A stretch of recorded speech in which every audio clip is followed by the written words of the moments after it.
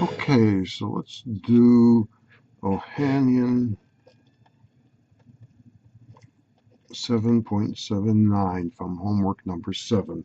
This is a challenging problem from the Ohanian textbook that says you have a particle that starts off at the top of a large smooth sphere of radius r. There's some particle on top of it. It slides down, and at some angle theta, it will lose contact with the sphere and then continue off and hit somewhere on the ground. Now, all that was required for our homework assignment was for you to find the angle at which it loses contact. I didn't ask you to find where it's going to hit the ground, because once you find this angle and if you know this velocity, that's just a projectile motion problem, and presumably you know how to do that. In this chapter, we're trying to test your understanding of work and energy, so you ought to expect that to be involved at some point. First thing I have to do, though, is think about the significance of the terms that the problem uses, and it says what point does it lose contact?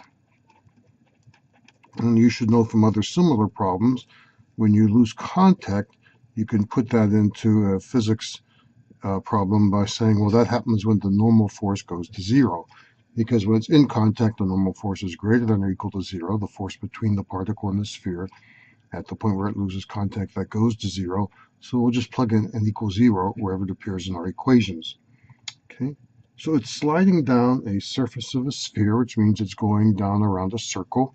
It also suggests that I can use my understanding of uniform circular motion to solve this problem. So let me start, as you often start problems like this, by drawing a free body diagram. I'll draw a section of the sphere. I'll draw the particle, mass m, at some arbitrary spot on the sphere. It's called an angle theta. And look at the forces acting on it. Well, there's the normal force pointing perpendicular, which we know will be letting go to zero, and there's gravity pointing down. And those are the only forces. So it seems like a simple, straightforward Newton's laws problem so far to connect the forces to the acceleration, okay, which will be centripetal acceleration, but I have to define my coordinate system. Since we know the acceleration is centripetal, it means it must point towards the center. So let me go ahead and create a coordinate system that's appropriate for this. X and Y. Y will point radially out at the point where the particle is, okay, and X will point parallel to the surface, okay. And so you might recognize this as basically cylindrical coordinates. If you had a sphere, you could define r hat as radially out, and the theta direction is perpendicular. But don't worry if that doesn't make sense to you. We can just stick with our X and Y. Okay, so now I have to resolve mg into my coordinate system. So let me make a little drawing that helps you understand how I'm doing that. Here's my vertical, here's my horizontal, here's the direction of mg down. Here's my theta direction, and I want to resolve mg into components along this direction and perpendicular to that direction. This is my y and this is my x coordinate. If this angle is theta, then you ought to remember from parallel axis theorem, this angle is theta since this line is parallel to that line. This angle is also theta. Okay, so once I recognize that, and I know this is 90 degrees in here, I can write that this component is mg sine theta. That's my x component. My y component of gravity will be mg cosine theta. And now I'm ready to go with Newton's laws. Okay, the sums of the forces in my y direction, well, there's only one of them, negative mg cosine theta, because it points in and I define y positive out arbitrarily. Now there'd be a normal force, x2, except we're letting that go to zero, so I won't bother writing it, or I can write it if you want, plus the normal force, but say it goes to zero. Those have to sum to give me the mass times the acceleration, m, but the acceleration is towards the center of the circle, so I need a negative sign to indicate that, v squared over r, because it's a circular motion at that point, so there must be a centripetal acceleration in that direction. Well, the m's, these should both be capital M's, the m's cancel out. And so I can solve this, if I like, for v squared.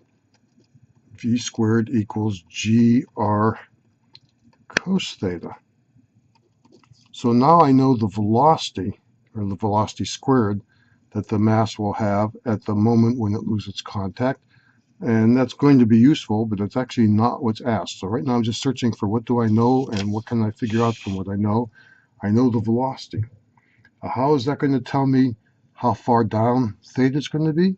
Well, that will be where conservation of energy comes in. If it starts from rest up here, it'll gain velocity as it comes down, and that means we can figure out at what angle it will have this velocity.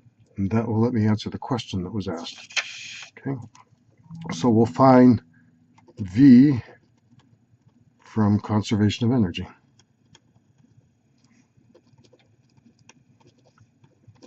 And if you like, I could say the magic words. Okay, there are no non-conservative forces in this problem. We have the normal force, which does no work, and we have gravity, and we can treat gravity in terms of its potential energy, if we like, or the work done by gravity, same thing. And so I can write that the total energy must be conserved. The final energy equals the initial energy, EI or E naught if you like, plus the work done by gravity. That's how we would have handled it in Chapter 7. Now I would probably say that we would worry about the potential energy of gravity and include that. But when we're doing Chapter 7, I had to worry about the work. So this is the form of the conservation of energy equation from Chapter 7. And I can just start writing down all the various terms.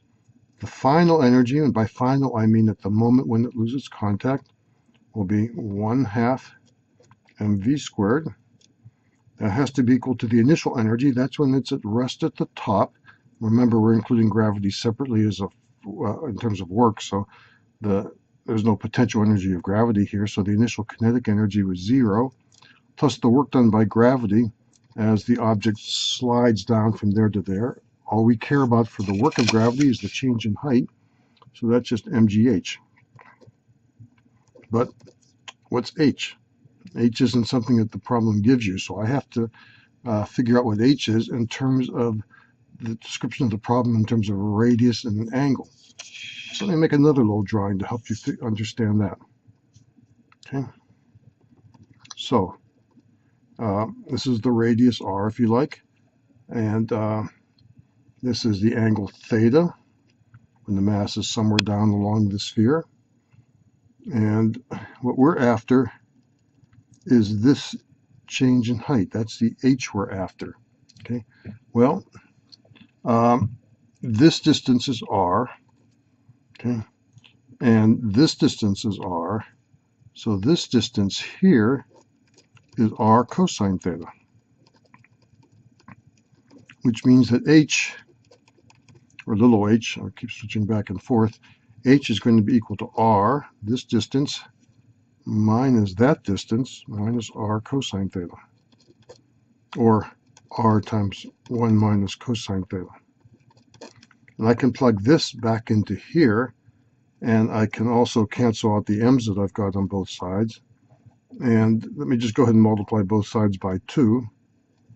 So I can now write v squared equals 2g, and here I plug in for h, 2g, plug in for h, r, 1 minus cosine theta. Okay, that's fine, but remember I had an expression for v squared up here too. So I have two expressions for v squared, and what I want to do is eliminate v, because we weren't asked for that. So I'll plug v squared equals gr cosine theta into here.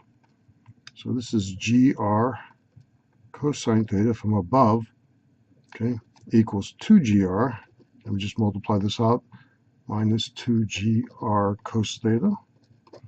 And now I can start canceling out some things because there's a gr everywhere. Let's just cancel all those out.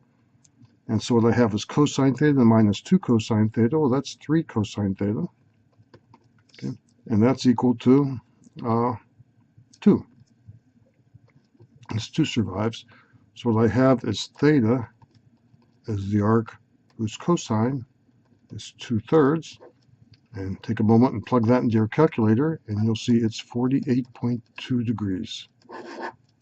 So the mass will slide down until theta equals 48.2 degrees, slightly more than 45 degrees. then it loses contact. Done.